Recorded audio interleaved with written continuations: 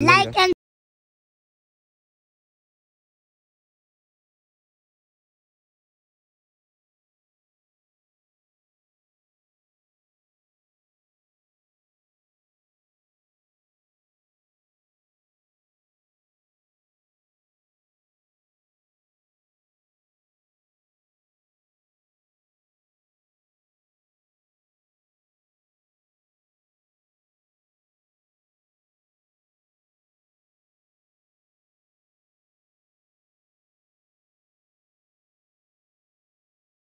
बडा हामी बिचार्न थाल्यौं अहिले चाहिँ हामी 5 खाल केरा गाडीमा आइपुगिसक्यौं अनि बिसाको भर्खर एकदम गाडीले लस्टै गाडी लाग्ला जस्तो भइरहेछ घामसाम पनि लाग्यो बिहानै निस्केको यस्तै छ गाइस खाजा खान निस्केको सबैजना छ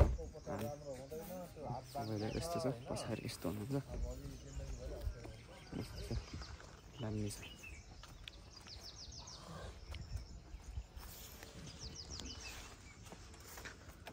के छ चिरन दाइ भन्दिनु न 2 शब्द एकदम सँगले मज्जाले मज्जाले यस्तो चाहिँ गाइस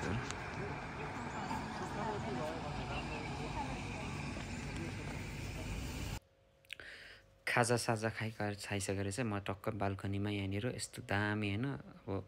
क्लाउड्सहरु मज्जाले देखिरहेको रहेछ अनि बाहिर बाल्कनीमा यसो खिचे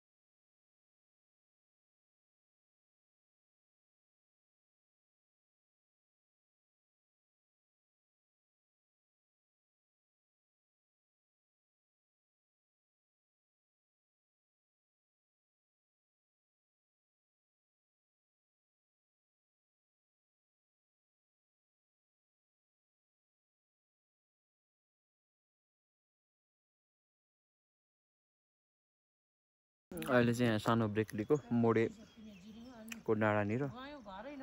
मकै खाँदैछु गाडी एकदम लाग्ला जस्तो उल्टिआउला जस्तो भएर ब्रेक लिएको थरी पछाडि रमाइलो रहेछ हाम्रो सोलु जाँदाखेरिको जस्तै बाटोहरू चाहिँ ठ्याक्कै एक्ज्याक्टली सेम यस्तो खालको वेदर पनि भर्खरै चेन्ज हुने फगी पनि टाइम लाग्छ हाल्नु नपर्दो रहेछ राम्रो रमाइलो लागिरहेछ मिठो मिठो मिठो मिठो दामी भइरहेछ बमिलो आएर चाहिँ अलिक नमिठो नमिठो होला जस्तो छ ठिकै छ पुगिन्छ होला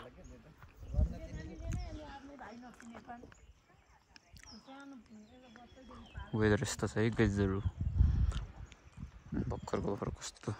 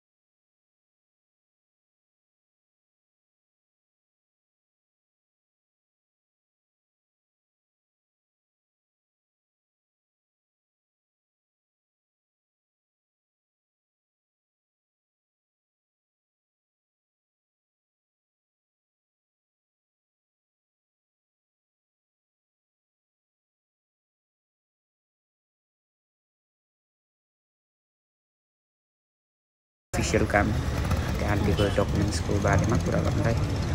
लाग्छौँ अहिले चाहिँ जिल्ला प्रशासन कार्यालयमा बाबाहरू चाहिँ छिर्नु भएको छ त्यहाँ आन्टीको काममा आएको खासमा हामी अनि अहिले हामी चाहिँ छिरेको छैनौँ बाहिरै छौँ अब यहाँबाट फेरि जिरी जान्छौँ अहिले चाहिँ जिल्ला प्रशासन कार्यालय दोलखामा बसिरहेको मिठो लाग्यो तर वेदर काठमाडौँको गर्मीमा कस्तो कस्तो वाक्क भएर यता दामी छ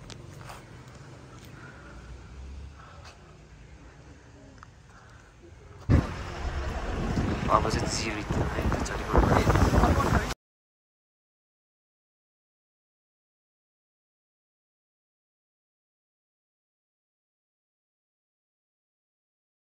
जिरी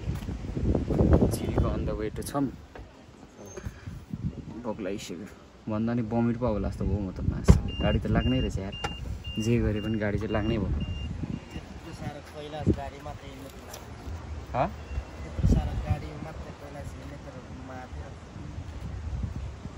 मिठो रहेछ वेदर चाहिँ यहाँनिर फलफुल गाउँको होला सायद त्यो तामाकोसी पुल र जिरी अब धेरै छैन होला सायद यहाँबाट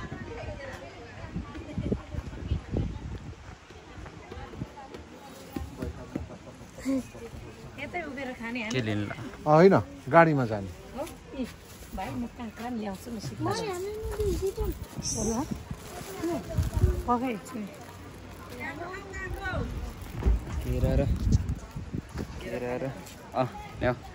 केरा चाहिँ अठाउन्टे आँप चाहिँ हान्नु पऱ्यो म चाहिँ आँप हान्छु हान्नै पऱ्यो हिँड्छ त्यतिको चाहिँ केरा नि मन हाम्रो सिरन दाइले यसरी खानुपर्ने हुन्छ है गममा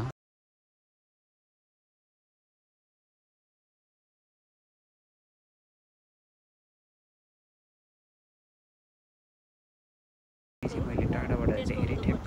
सोलुको भाइब चाहिँ एकदमै मिठो रहेछ जिरी हो र फाइनली जिरी बजार त्यस्तै टाइपको बजारहरू छ रहेछ जिरीलाई चाहिँ स्विजरल्यान्ड जस्तै खै यहाँको वेदर स्विजरल्यान्ड जस्तै छ त्यो भएर होला नेपालको स्विजरल्यान्ड नेपाल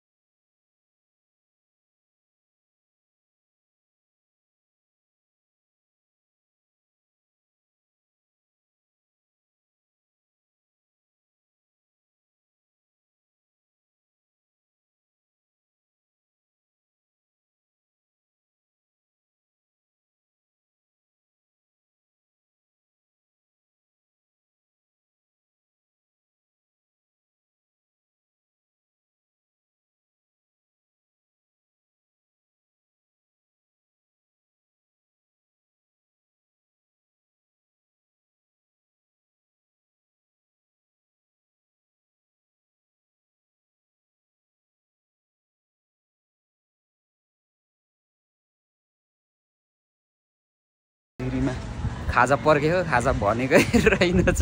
पर्खिँदा दाइरोमा यार भोक लागिसक्यो यार भात पनि हाने होइन आज साथीहरूले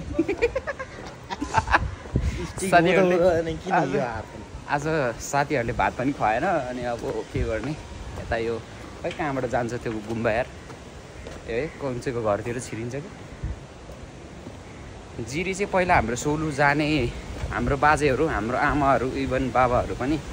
यताबाट यो बाटो हिँड्नुहुन्थ्यो अरे काठमाडौँ जानुलाई मेन रोडै चाहिँ अहिले चाहिँ तल बिपी हाइवे खोलिदिएको अरे अहिले चाहिँ छैन साथीहरू जिरी बौद्ध नाइस कपी क्याट छैन है जिरी बौद्ध अरे नाम नाइस ठिकै छ यतिकै पनि मलाई यतिकै सजिलो भइरहेछ छँदै स्टिक पनि लिनु सकिँदैन यहाँबाट रहेछ छिर्ने दामी रहेछ है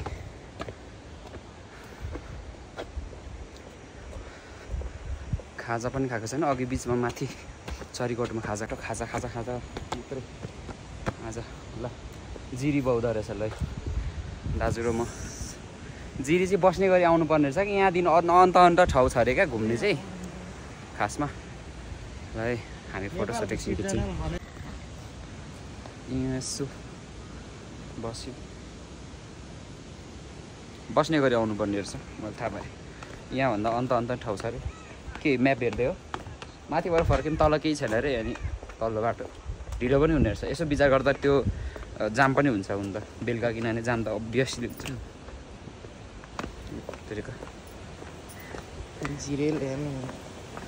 के छ अरे अलिजे जमाली भनेको सब अचेल त के गाह्रो छ ए यो बाटो नै आउँथेछ नि त अघि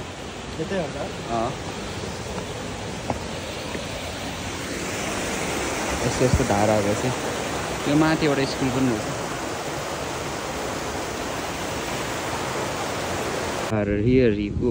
ल खिच्ने हो त्यही भएर उताबाट चाहिँ यता अलिक उता गयो ऊ पर छेउ जाउँ न गेटनिर जाउँ अनि गेटनिर गएर यता खिचौँ न अब म साथीहरूले फेरि अहिले पनि कन्फर्म साँच्ची कन्फर्म हो भन्यो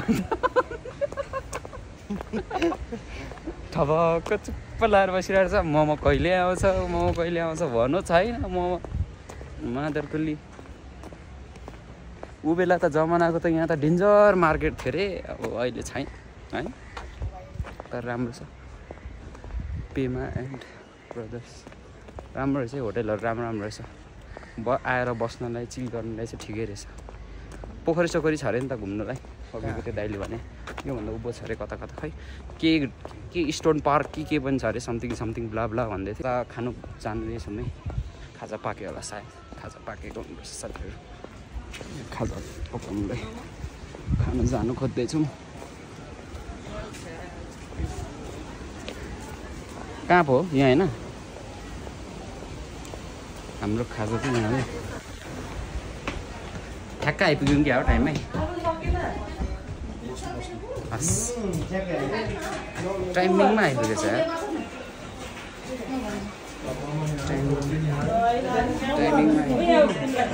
यही खाँदै गरौँ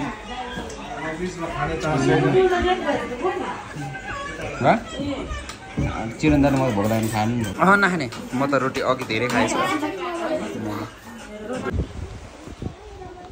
अब चाहिँ हामी निस्केको यहाँ आन्टीहरूको यहीँसम्म थियो आन्टीहरूको काम अब भोलि मात्रै हुने भयो हजुर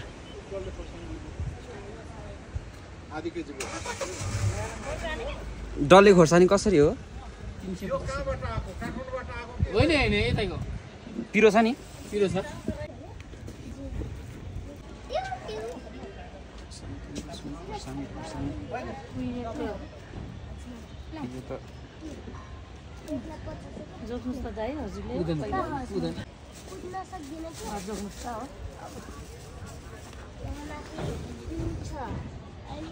जिरी बजारको खोर्सानी कस्तो छ हेरौँ लेट्स सी मलाई सब्सक्राइब गर्नु ल ओके लु भन त तिमीले भनिदेऊ त ल भान्जाले भनिदेऊ त सबैले लाइक सेयर सब्सक्राइब भनिदिनु भान्जाले भन त ल भान्जाले भन्छ हो गुड भान्जा सिधै बुमबाम जानुपर्छ हाम्रोको काम चाहिँ भइसक्यो यहाँ चाहिँ अलिक छिर्ने बाटो रहेन यार ल जाउँ अनि म नै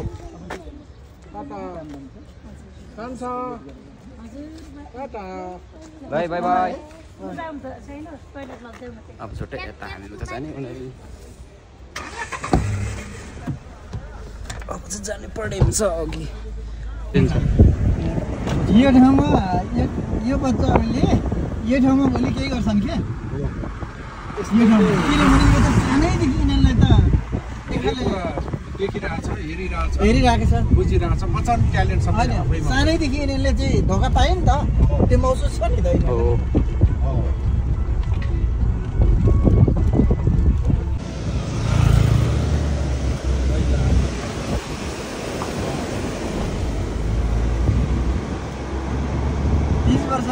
सरकारी सेवा गरेको वनको हाकिम रहेछ नि त पाएको सबै कुराको अनुभव